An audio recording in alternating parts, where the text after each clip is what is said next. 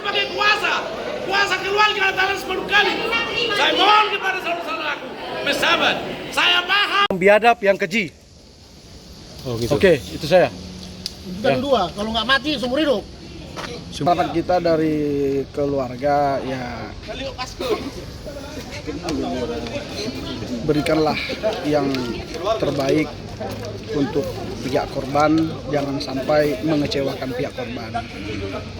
Nah, untuk para tersangka atau pelaku aparat ya mudah-mudahan lah ini menjadi pembelajaran ke depannya bagi mereka untuk lebih baik lagi. Namun apapun itu semua harus mereka bertanggungjawabkan. Saya rasa seperti itu. Pembacaan tadi dakwaan yang disampaikan, saya percaya ya dia tersangka akan mendapatkan hukuman yang setimpal. Namun saya juga tidak memungkiri sikap kooperatif dan gentleman si tersangka yang tidak melakukan perlawanan hukum terkait dakwaan yang dibacakan tadi. Bukan seperti yang 3 orang akan melakukan perlawanan. Ya kita lihatlah bagaimana hasilnya di sidang berikutnya. Setiap ada persidangan kita akan tetap ikut mengikutinya. Kita harus pantau agar hasilnya maksimal. Untuk yang hadir sekarang ini kurang lebih 35 orang untuk saudara-saudara. Tapi tidak ada yang peduli, tidak ada yang mau tahu. Terus mereka digaji negara untuk apa? Mereka digaji, ada piket. Terjadwal namanya siapa, dantonnya siapa. Tidak mungkin mereka tidak ada pembimbingnya atau kepalanya. Di dalam rumah sendiri bisa terjadi penyiksaan. Hah? Terus di mana tuan rumahnya? Sakit kali dia rasakan sampai dibegitukan, sampai di mana si Arwana sendiri, mereka pelaku yang membawa anak kami ke rumah sakit Bayangkara. Bukan ada pendampingan. Apakah mereka mau cuci tangan? Seharusnya ada pendampingan, ada penanganan yang lebih cepat untuk anak kami itu. Tapi tidak ada.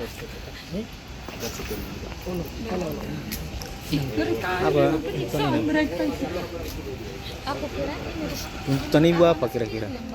Dia yang bawa mobilnya itu, dia yang ngasih minum. Makanya saya bilang di mana atasan mereka itu, masa tidak tahu? Tidak tahukah mereka terjadi apa di dalam rumah mereka? Mereka punya jadwal piket kah? Berarti mereka tidur. Bisa sampai mati orang disiksa di dalam rumah, tuan rumah tidak tahu. Kamis lagi. Si terdakwa mengatakan tadi pemukulan cuma 6 kali, tidak masuk akal. Kenapa?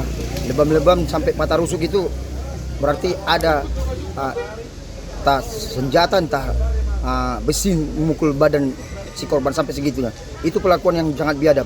Kita dari pihak keluarga ataupun rekan-rekan keluarga mau kasus ini diungkap seadil-adilnya dan dituntut seberat-beratnya, bila perlu hukuman mati yang diberatkan sama pelaku. Begitu. Rekannya Arwana kira-kira apa harapan terhadap hukuman terhadap mereka? Hukuman mati aja, Pak. Nah, hukuman mati aja. Kalaupun nggak bisa hukuman mati, ya seumur hidup. Kita percayakan negara ini negara hukum. Nah, ya kita percayakan kepada pihak penegak hukum. Jangan ada yang ditutup-tutupin. Siap. Nah, dan kita pun pihak keluarga biar merasa puas. Apabila masih ada anggota yang terlibat, tolong diungkap. Nah, itu aja permintaan kita. Masuk akal. Nah, ya kan kalau di suatu kesatuan itu ada yang dituakan, itu yang pegang komando. Nah, ya dengar ada dantonnya. informasi juga ada pembiaran menonton gitu kira-kira. Nah, itu juga pembiaran. Masa seorang calon pemimpin membiarkan anak buahnya dipukuli sama anak buahnya juga. Nah, itu suatu tindakan yang biadab juga. Nggak manusiawi dia. Dia calon pemimpin loh. Sebagai penegak hukum. Sebagai penegak hukum. Di mana lagi kita masyarakat biasa ini mempercayakan hukum ini kepada mereka pun melanggar hukum. Begitu, Pak. Terima kasih. Ada yang memandang masalah ini. Seperti dari awal kita bilang harus terbuka semua. Memang itu masih dakwaan. Bukan dakwaan itu penentukan suatu putusan itu. Nanti kita lihat fakta persidangan. Persidangan mungkin akan menyangkut orang-orang lain, yang lain juga bisa. Karena itu mari kita tunggu dengan sabar.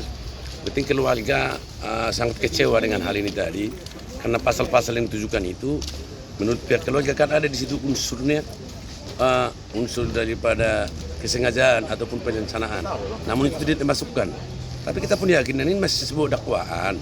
Kita akan mengikuti fakta-fakta persidangan yang akan memutuskan nantinya. Kita lihat, kita ikuti aja. Ya, alasan Bapak menyatakan itu adalah apa namanya tadi? Direncanakan. Karena jauh sebelumnya, sebelum besok-besok ini anak kita udah dicari-cari. Dan bahkan sudah diketahui akan terjadi ini. Seperti siapa itu, ada satu pengawas malam itu, situ lupa aku namanya. Dia sudah mengetahui akan berbuat itu. Dia sudah mendengarkan hal itu terjadi. Karena itu kita ikuti. Dan saya juga kepada teman-teman PS, ayo mari sama-sama kita mengikuti. Yang intinya harus terbuka, jangan ada yang tutupi. Kita lihat ini amukan massa itu ya logika-logika dalam kehidupan. Bagaimana kalau anak kita sendiri? Itu makanya tadi semua itu cuma simpatisan keluarga yang datang. Tidak kita undang satu pun. Bahkan ini kita tutupi, sidang ini tidak kita kasih tahu. Tapi mereka datang sendiri. Ya kawan-kawan pers juga tolonglah ikutilah sampai keputusan nanti dari sidang ini. Supaya jangan ada yang ditutupi, itu aja harapan kita. Siap. Oke.